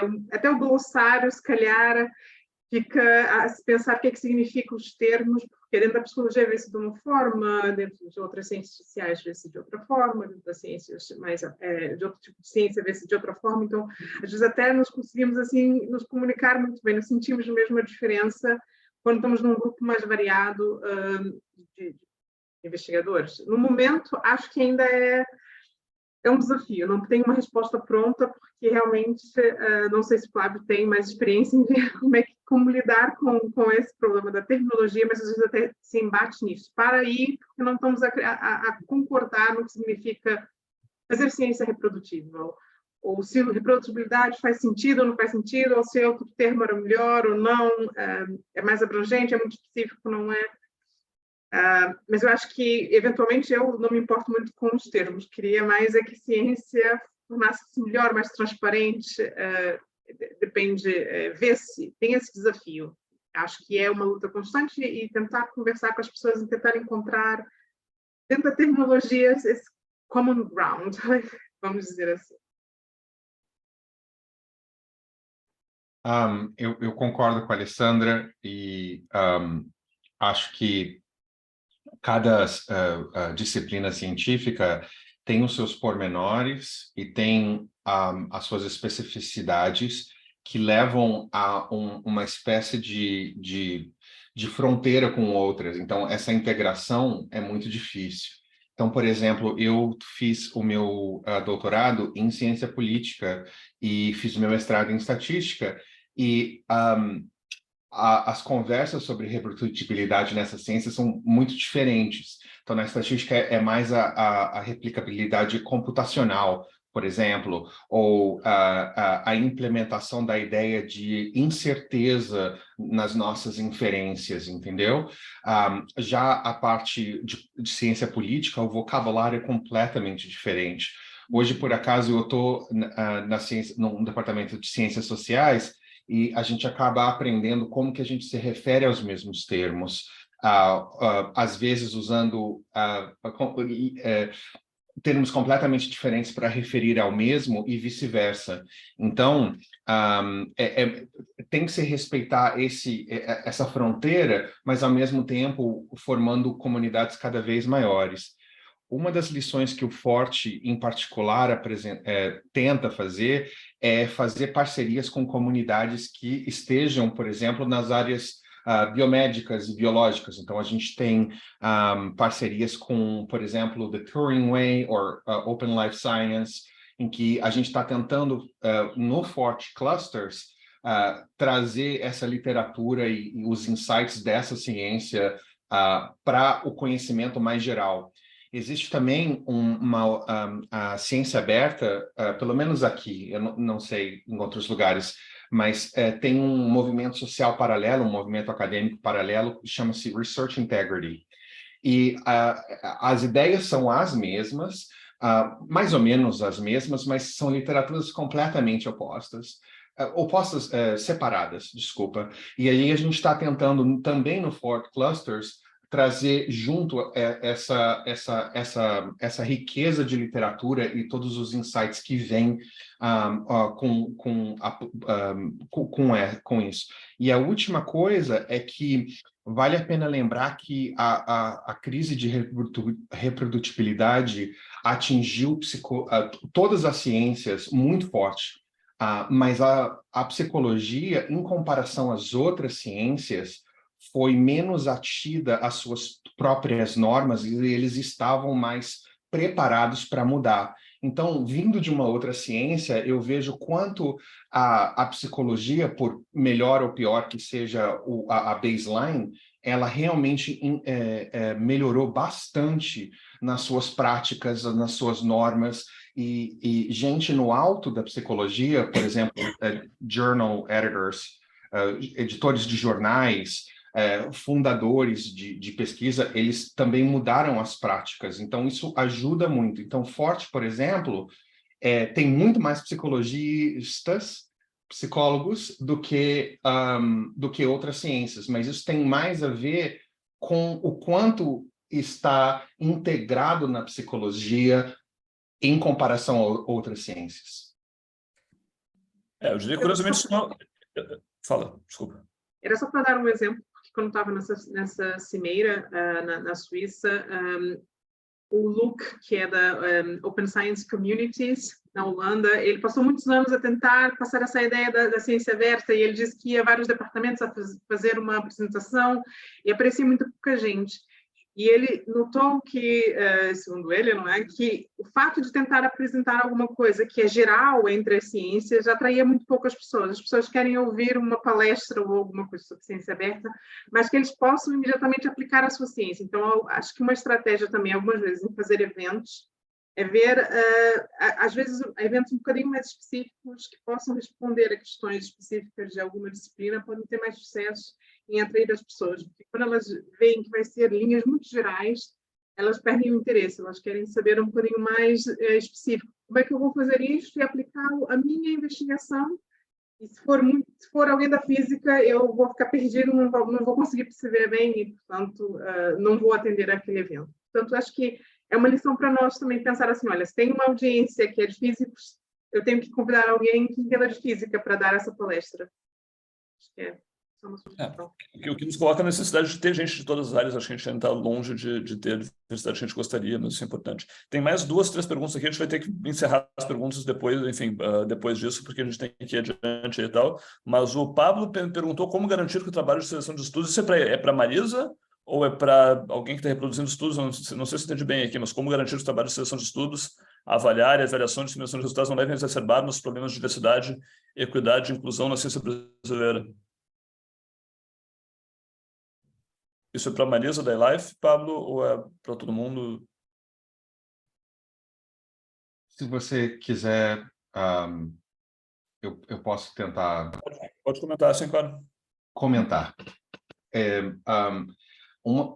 Uma das razões essenciais dos principais objetivos do Forte é exatamente pensar no como a ciência aberta pode afetar especialmente determinados grupos, né? Então, a gente tem uma iniciativa que tem conversado com pessoas de poder de decisão, por exemplo, editores de jornais, gente nas grandes organizações em psicologia, em ciência política, em sociologia, para tentar fomentar uma integração dessas práticas de maneira equitável com o Open Science. Mas, especialmente, por exemplo, quando você olha na psicologia social, na psicologia clínica, quando você seleciona quais tipos de trabalho estão sendo inseridos na nossa database, você verifica que community work, né, o trabalho de comunidade, infelizmente vai perpetuar essas mesmas inequalidades. E aí tem que ter um sistema de revisão que possa levar o sistema a ser mais equitável? Eu acho que a pergunta do Pablo era, no geral, eu diria assim, realmente o modelo da eLife ainda pode estar muito distante daquilo que a realidade brasileira poderia atender, não é? Porque realmente os custos são muito altos, inclusive, estando em Portugal já achamos caro essas taxas, mas também há outros modelos. Eu acho que não podemos excluir outras opções, que é o Open Access com a pagar as taxas de processamento dos artigos não é a única opção. Você pode submeter uma revista comum, não é que você não precisa pagar nenhuma taxa, e depois disponibilizar o post-print do seu artigo. Eu acho que não devemos subestimar o impacto dessa alternativa também. Quando não há financiamento, eu acho que seria uma ideia a ser considerada. Não só pensar, Open Access só se eu pagar essa taxa. Não, eu posso simplesmente ter uma revista, não é? Com o modelo tradicional, e depois abrir a minha investigação com um post-print, com pré-print, com post-print, considerar essas outras alternativas, a ciência aberta, a Open Access. E só adicionar, acho que tem iniciativas de revisão por pré-prints da comunidade, né, que não são pagas ou manejadas aqui, o Peer Community nenhuma, assim, mas acho que tem uma série de outras que são uma coisa parecida com o modelo da eLife, mas funciona de graça. A gente teve uma boa experiência com PCI e Neuroscience, assim, então. Luiz? Obrigado, Otávio. Excelente as discussões. Eu queria fazer uma reflexão sobre sua última provocação, quando você perguntou ao Flávio e à Alessandra. Eu tenho a impressão que o ideal é que seja multidisciplinar, e essa característica multidisciplinar da discussão tente se distanciar do específico mesmo, porque o específico de uma especialidade clínica, ele traz os nossos próprios vieses, os vieses do meu interesse, que aquela informação seja verdade ou não. Então, eu acho que a própria discussão de metaciência ela é mais ampla, ela é muito mais como o ser humano deve pensar a respeito da natureza. E isso é comum a todos nós. Então, se a gente quer sair de nosso núcleo e expandir essa forma de pensamento de maneira a influenciar o universo, eu acho que a gente tem que propor realmente que as discussões sejam mais específicas, mais no sentido de como pensar a respeito das coisas, do que das coisas propriamente dito. É claro que a população não entende ainda esse conceito e por isso se motiva mais pelo específico, mas eu acho que faz parte da nossa provocação provocar uma discussão mais genérica e, claro, multidisciplinar nesse sentido aí. Então, a princípio, eu acho ótimo que existam, na realidade, não especificidades na discussão de ciência propriamente dita, porque ciência é uma coisa só, pode variar o método um pouco a depender da área que você esteja, mas a filosofia científica é uma coisa só. Talvez ouvir alguns comentários a esse respeito. Mas não sei, quer dizer, acho que não é só uma questão ontológica de assim, as áreas são diferentes, você tem que pensar diferente, simplesmente, eventualmente, tem coisas que são tradições que, sei lá, algumas áreas avançaram mais nisso ou naquilo, porque aconteceu, assim, né? Então, assim, tem diferenças que são menos transponíveis, porque, de fato, assim, o tipo de pesquisa é diferente, mas tem diferenças que são só, vocês se deram conta disso aqui, resolveram isso aqui, a gente não conseguiu fazer ainda. Então, assim, acho que tem muita coisa que transpõe em campos aí, então, não sei se os demais querem comentar e tal. Eu acho que pode haver digamos assim, um balance entre ambos, não é? Podemos estar a falar de metaciência e pensar as diferentes áreas e abrir-nos a entender a perspectiva de outras ciências. E eu acho que também tem a questão da formação, o Flávio trabalha muito com isso, a questão da formação, eu acho que também vai de base, não é? Tentar formar os novos investigadores, os novos pesquisadores, os estudantes de doutoramento, e para aí também precisamos ter uma linguagem que eles consigam compreender e precisa ser um bocadinho mais específico. Acho que é preciso saber equilibrar esses dois pontos, abstrato e o específico de cada disciplina. Um último comentário é só que quando no privilégio de estar à frente dessa organização, a gente aprende muito com outras disciplinas, coisas que a gente sempre levou como se fosse verdades universais. Então, por exemplo, essa adaptação do currículo do Clusters para investigação qualitativa tem sido extremamente útil, porque a ciência, a investigação qualitativa tem muitos insights para a ciência quantitativa, o que é muito alucinante de pensar. Assim como os problemas de reprodutibilidade em ciências físicas, a gente, graças a Deus, está trabalhando com o pessoal da NASA, tem nos mostrado que eles também têm essas questões, assim como as pessoas que estão trabalhando com código genético, o problema que está tentando mapear o gene humano, por exemplo, eles também têm problemas com reprodutibilidade e questões associadas. Então, é muito rico, mas com certeza a Alessandra está muito certa que todas as vezes que eu vou falar dessa multidisciplinaridade, é a parte que as pessoas mais olham no celular, que elas estão assim, eu não posso aplicar isso na minha ciência. Então, talvez um pouquinho de cada seja útil. Gente, acho que a gente vai ter que seguir adiante aqui, porque... Maria, você quer falar? Desculpa.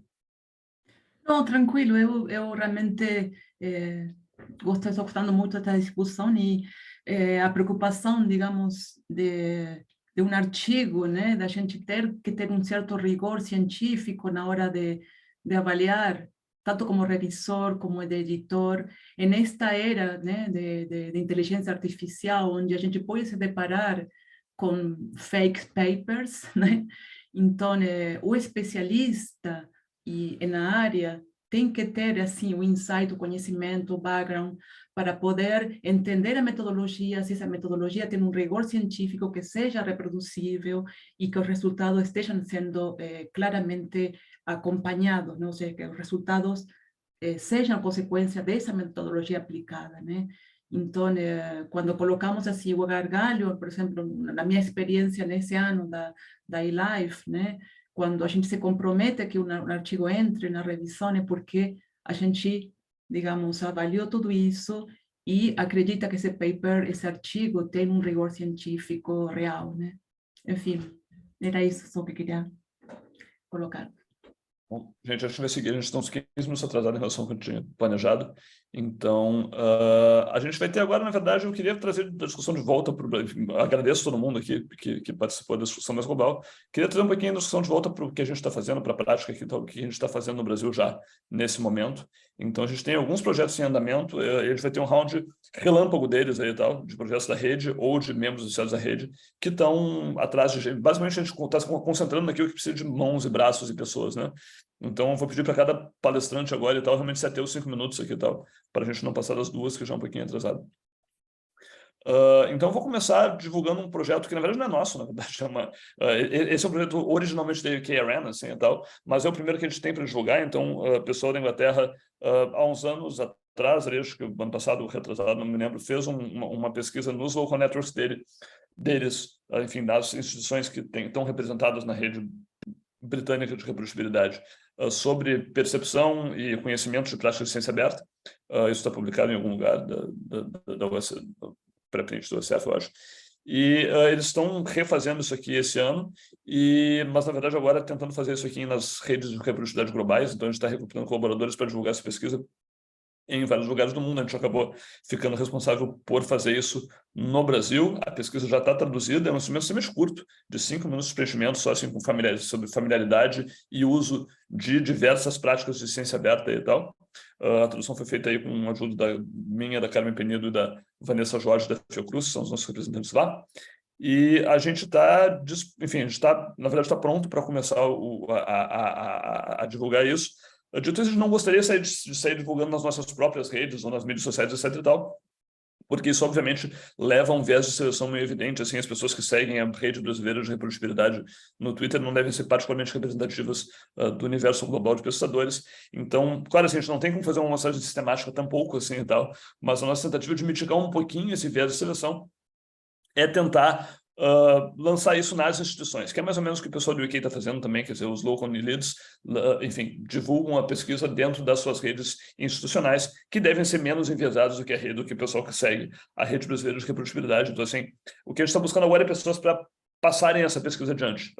Enfim, podem responder, claro, também, assim, então, mas fundamentalmente está buscando gente que tenha acesso a uma lista institucional de e-mails, seja da sua universidade, departamento, pós-graduação, instituto de pesquisa, o que seja, em que possam divulgar o survey para pessoas normais, assim, tal, que não sejam open science freaks ou não estejam chegando na nossa rede, porque elas estão particularmente interessadas em ciência aberta.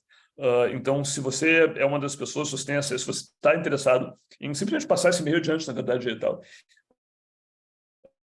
e participar do projeto, colocando a sua instituição, seu departamento, sua universidade, enfim, disponibilizando isso aí dentro de uma lista oficial de e-mails.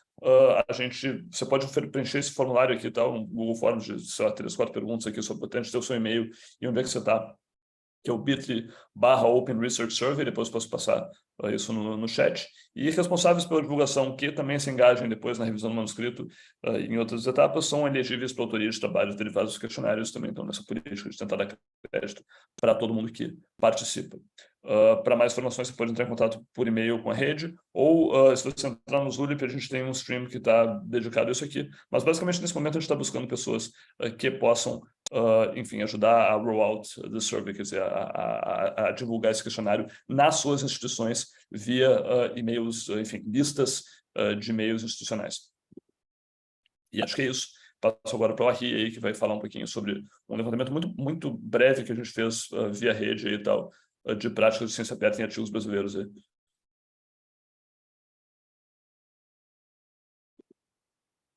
Oi, gente, tudo bem?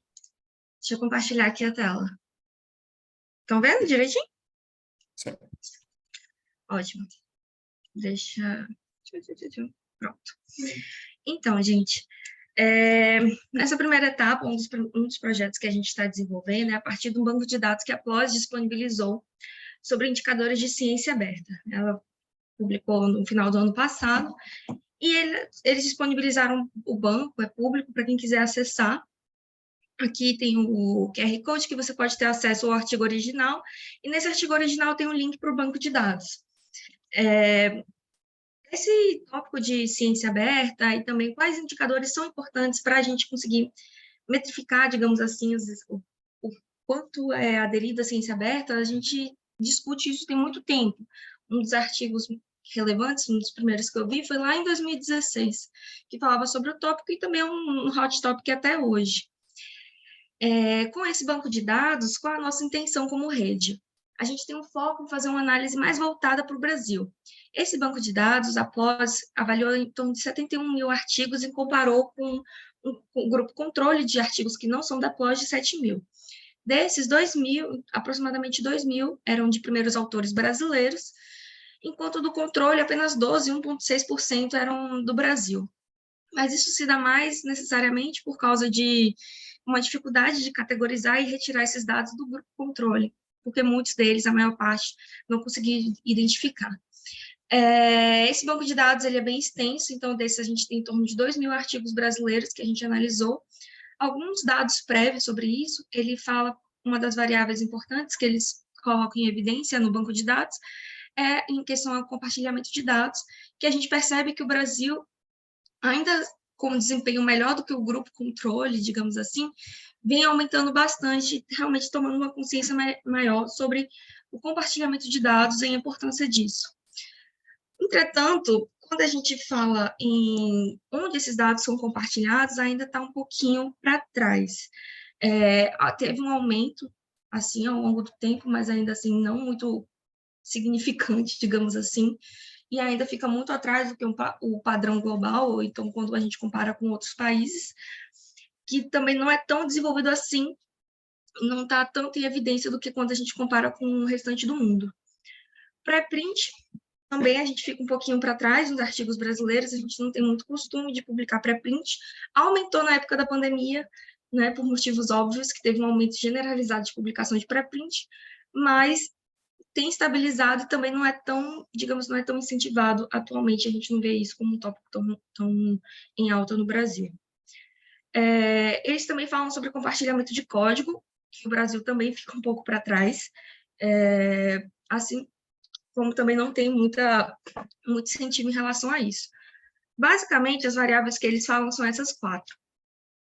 Sobre compartilhamento de dados, compartilhamento em repositórios confiáveis, pré-prints e o compartilhamento de código. É isso que eles tratam. E o que a gente hoje quer fazer como rede, falando de maneira bem breve, para tentar deixar vocês a par e também recrutar quem tem interesse. A gente hoje tem interesse de fazer um aprofundamento nessa análise, inclusive porque muitos do grupo controle a gente não sabe de quais países vieram, e a gente quer saber mais profundamente no Brasil em relação a que regiões do Brasil tem mais práticas relacionadas à ciência aberta e as instituições que incentivam mais isso. A gente ainda pretende fazer isso, só que como é muitos artigos, a gente tem que fazer um web scraping sobre isso. Então, caso alguém tenha experiência e saiba mexer em Python, ajudaria muito a gente nesse sentido.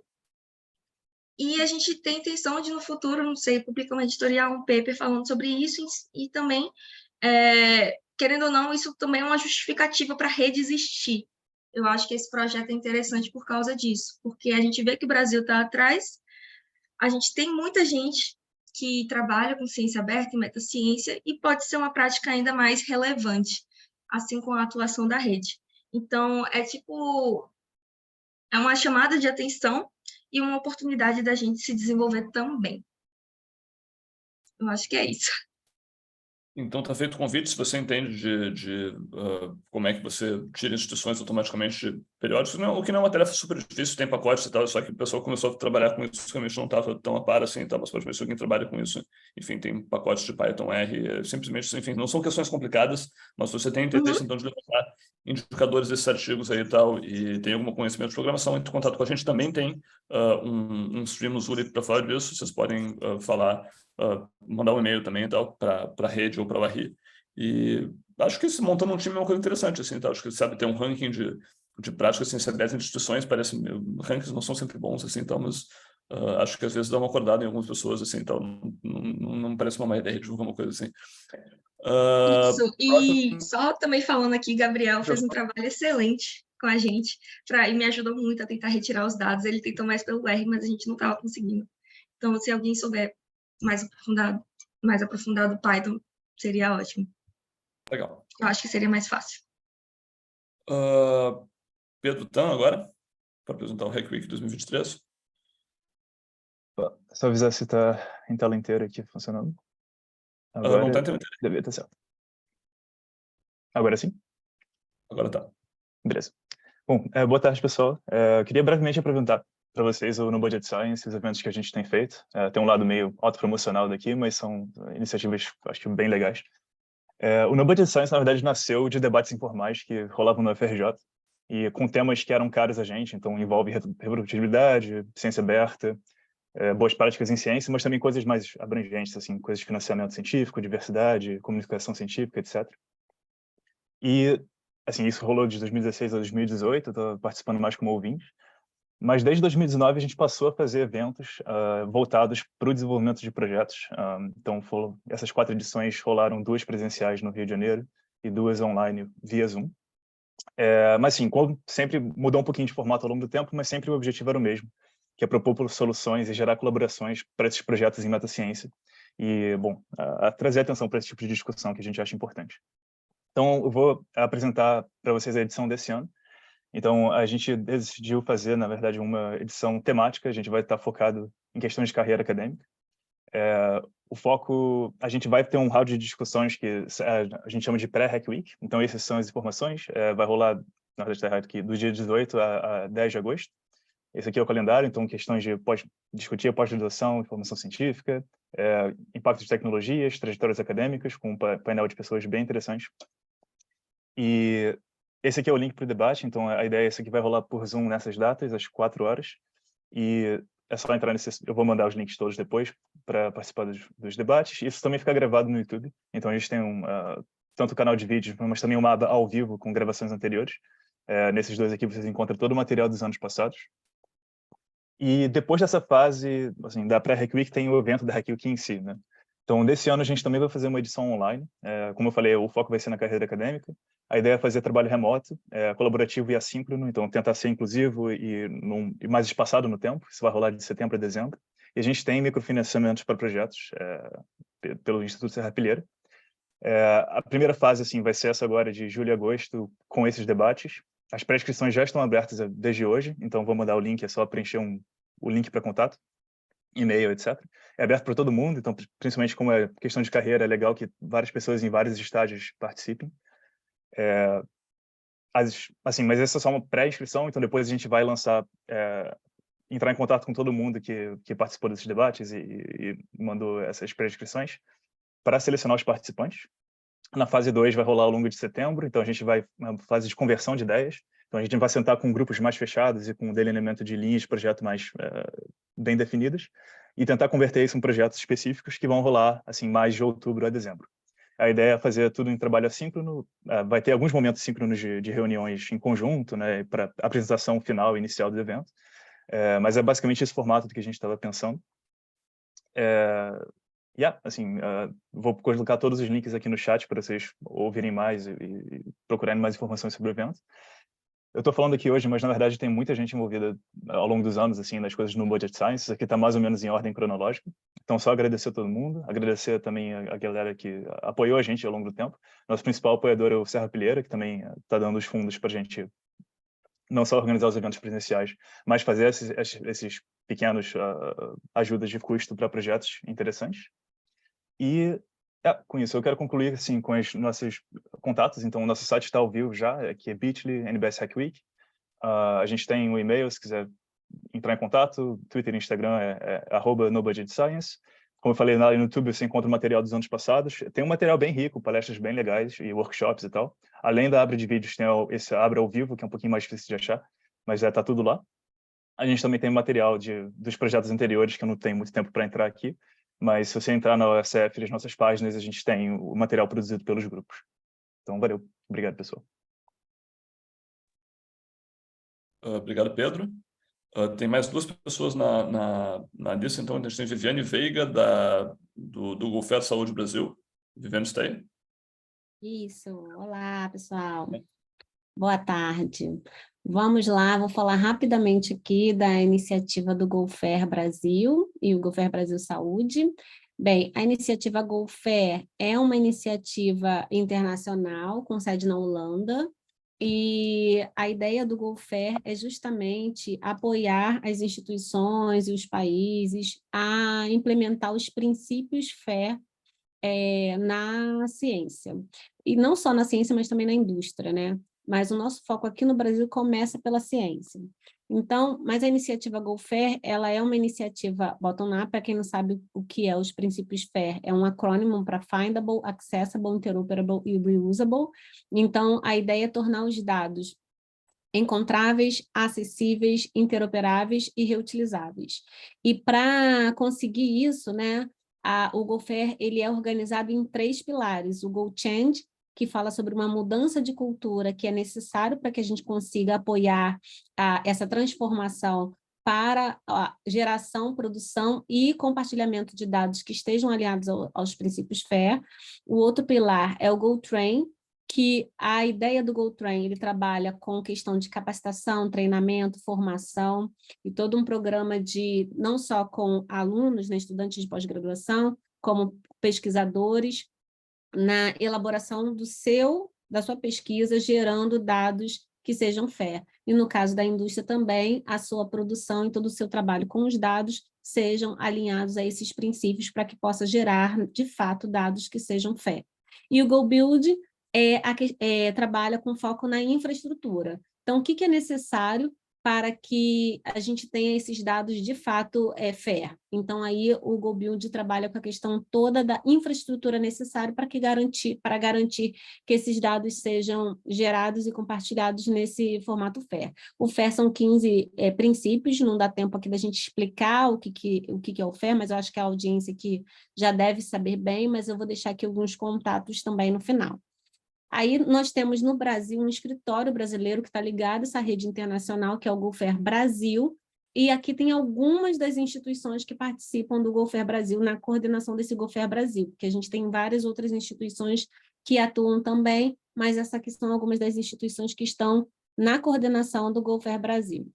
Então, o Google Fair Brasil ele tem uma coordenação geral que é liderada pelo IBICT, que é o Instituto Brasileiro de Informação Científica e Tecnológica em Saúde, e dentro do Google Fair Brasil, nós temos também no Brasil os pilares, Google Change, Google Train, Google Build, só que a gente também trabalha numa perspectiva forte de pesquisa, por isso que está aí o Google Research, mas não é um pilar.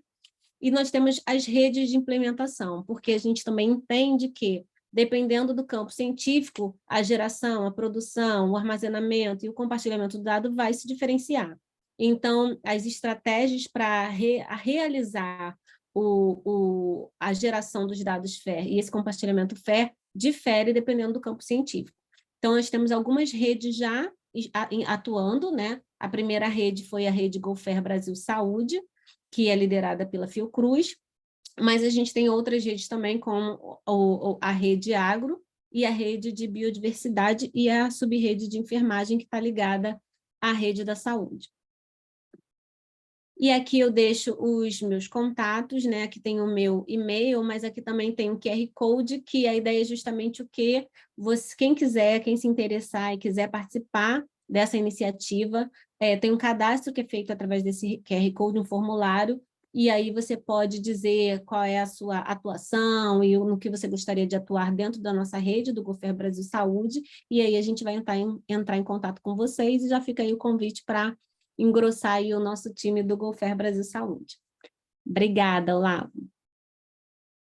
Obrigado, Viviane. E nossa última divulgação de projeto, então, é Felipe Argolo aí, representando o Science Dojos. Opa, boa tarde, pessoal. Estão me ouvindo aí? Sim, mas eu estou vendo até o da Viviane, então você tem que descompartilhar, Felipe. Vou compartilhar a minha aqui, então. Isso. É que a sua está compartilhada ainda, Viviane. Você tem que parar. Se ele compartilhar, a minha vai sair automaticamente. Eu não estou conseguindo voltar aqui para o Zoom. Tenta aí, Felipe.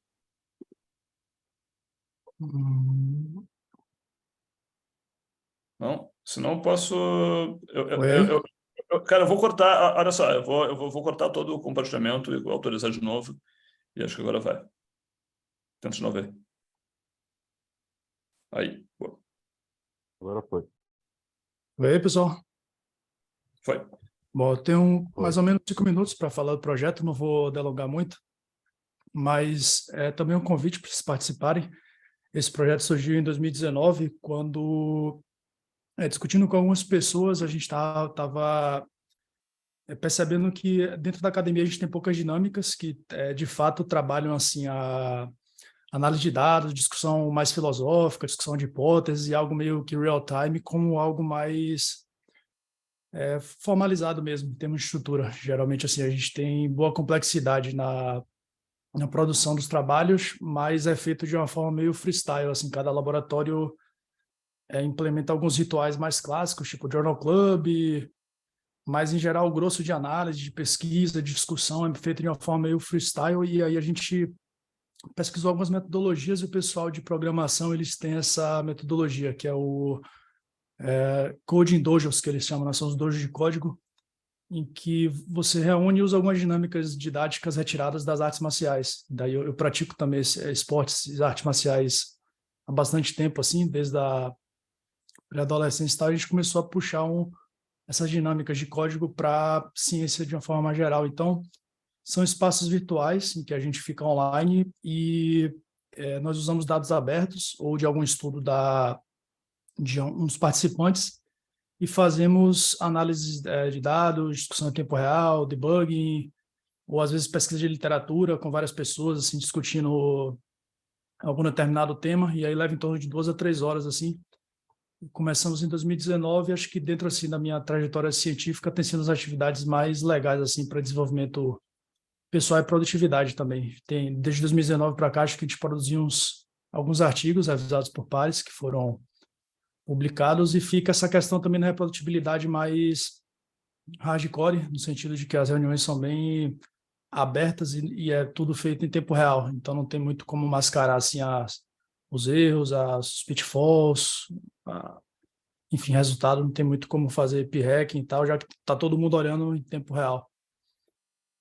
Aí fica o convite, eu vou jogar aqui no chat o link, e também quem quiser entrar em contato comigo, só mandar aí uma mensagem. Deixa eu mandar aqui o link. Então, basicamente é isso. Então, deixa eu só falar quem também está junto, tá? Eu falei que eu sou o Felipe, eu sou sou pós-doc lá da USP, e daí tem mais algumas pessoas lá da USP, do HC, e do IME, e da PUC, acho que até o Léo Seda, que também já fez parte de algumas sessões, tá aí, que trabalha lá com o Marcelo Batistuso, da PUC, na parte de reprodutibilidade, né, isso lá. Assim, muito, muito bom. A gente desenvolveu bastante coisa lá no dojo. Foi uma experiência bem bacana aí. Beleza, basicamente é isso aí. Tá, gente, se vocês puderem, Viviane e Felipe, mandarem os links de contato, talvez darem seu contato também no chat. Acho que, de novo, assim, houve um relâmpago de coisas acontecendo dentro da rede e por parte dos membros da rede, mas a ideia é justamente, sei lá, projetos que possam usar pessoas e que possam captar pessoas interessadas, é o que a gente tem para oferecer de momento aí e tal. Mas, de novo, assim, acho que o que a gente mais tem para oferecer é conversar com a gente, seja como membro formal, a gente não é exatamente assim, uma super instância de certificação, não sei se você ganha muita coisa sendo membro, exceto conversar com a gente, mas assim, a gente tem reuniões de membros a cada 3 meses, talvez, provavelmente deve ser o que a gente vai acabar fazendo, assim, tal, acho que conhecer uns aos outros é legal, mas mesmo sendo membro, de novo, assim, o Zurip está aberto, então vou colocar de volta aqui uns contatos aqui do reproducibilidade.zuripchat.com. É o nosso canal de comunicação, é onde você encontra todo mundo, eu acho que onde é mais fácil de encontrar todo mundo aqui. Pedro, você levantou a mão? Pois é que eu acabei falando meio rápido e esqueci. Todo o nosso material de divulgação, assim, entrou online hoje, então site, formulário, tá tudo aberto. E eu gostaria de convidar vocês mais formalmente, quem quiser participar ou se souber quem tiver interesse. A gente vai ter um round de divulgação mais formal mais para frente, mas, começou hoje, então todo mundo bem-vindo. Se tiver qualquer problema no site, avisa, a gente não vai estar sabendo que tudo entrou no ar agora.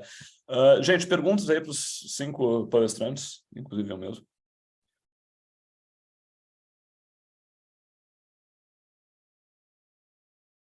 Enfim, acho que todos os projetos têm material para vocês darem uma olhada ali e tal, menos o survey e mas enfim, dentro do Zurip você acha a coisa do survey, a coisa do indicador de ciência aberta também.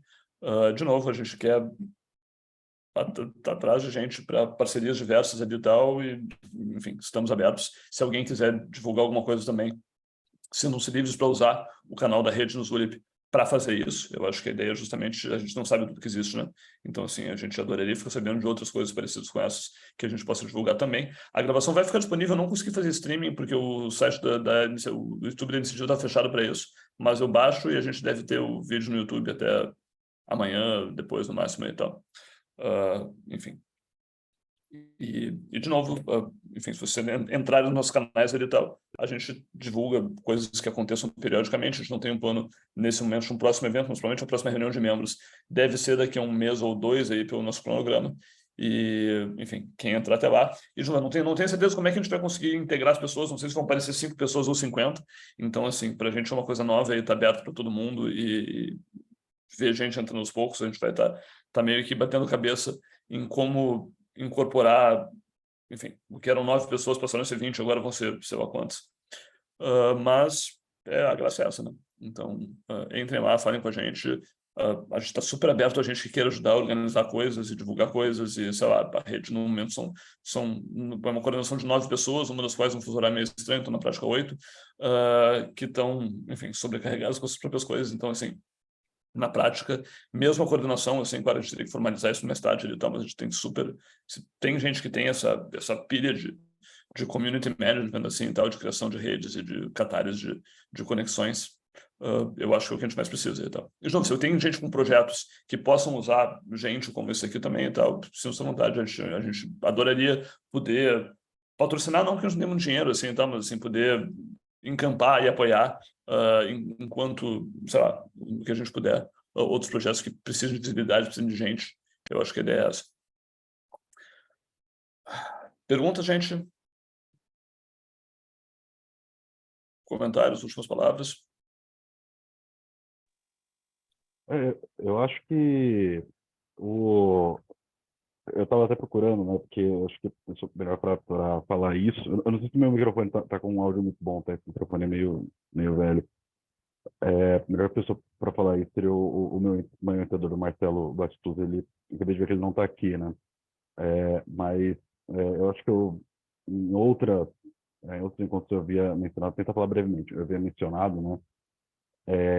Que a gente tem um grupo nosso, né, de um laboratório de replicações de psicologia, né, e a gente está nesse momento, né, com uma das replicações nossas já está submetida, né, já temos outra que, inclusive, estou nesse momento terminando de fazer as análises e mais 2 outras, né, que já estamos finalizando. A outra é o meu mestrado, né, e a gente está agora a gente está focando um pouco mais, assim, sair um pouco somente da psicologia e um pouco para a área de psiquiatria, né, que está começando a virar um foco, né, a psiquiatria, ela tem está faltando um pouquinho, assim, de foco em ciência aberta, né, em reprodutibilidade e aplicabilidade, né, e acho que a gente estava conversando um pouquinho de preencher esse formulário, sabe, no site que você passou, né, para a gente começar a integrar um pouquinho esse grupo, né. Agora a gente está com menos pessoas, né, a gente está com essas publicações aqui, né, mas seria interessante sim, né. Assim, de novo, assim, um dos nossos focos é grupos com interesse em metaciência, isso obviamente inclui grupos dedicados à reprodutibilidade, replicação, etc. Então, assim, acho que é o tipo de membro que a gente estaria disposto de novo, os formulários para adesão à rede estão no site, eles podem olhar lá. Tal. A gente recebeu algumas solicitações via o formulário informal do site que estava antes, então se você já preencheu aquilo ali, eu peço para vocês preencherem de novo, infelizmente a gente não tinha um formulário muito padrão, mas a gente vai entrar com quem já entrou em contato por e-mail, mas a gente tem pessoas aqui que já aplicaram antes mesmo da gente estar lançando a chamada, viram alguma coisa no site e ficaram pelo cadastro. Eu não sei se não foi você, foram antes. Tá, não. Tudo bem, mas é que agora que a gente realmente tá com mais coisas, assim, sabe? É que a gente não tem site, não tem nada, é um grupo nosso, assim, sabe? Mas enfim. Mas não, assim, talvez seja uma forma de também dar visibilidade se o grupo não está tão visível ainda. Vanessa? Sim. Desculpa, e são alunos, né? Agora eles se formaram, mas tudo eram alunos, né? É bem legal. Vanessa? Oi, não, eu queria só, não é uma pergunta, mas é só um comentário, assim, de falar da importância desse momento aqui, né, desse lançamento dessa rede e falar aqui enquanto Fiocruz, né, representante institucional, o Olavo mostrou, né, desses representantes, a gente tem representantes individuais, mas estou falando aqui enquanto Fiocruz, eu e Carmen, aqui representando a instituição, e falar da importância que a partir de agora que a gente vai fazer um plano mesmo de divulgação, de mobilização para acesso a essa rede, para chamar as pessoas para participarem, e aí temos muito caminho para construir. Eu só queria externar minha felicidade de estar participando desse momento mesmo e colocar a Fiocruz, né, em todos esses processos aí de divulgação e de aumento da discussão sobre esse tema que é tão importante para a ciência brasileira. Obrigada, tá? Olavo. Obrigado. Então, nós temos nossos representantes institucionais também, então acho que é super importante ter instituições no barco também, assim, né? A gente é um pouquinho mais exigente com instituições, no sentido que a gente pode pedir uma contrapartida um pouquinho maior para dizer que elas são membros da iniciativa.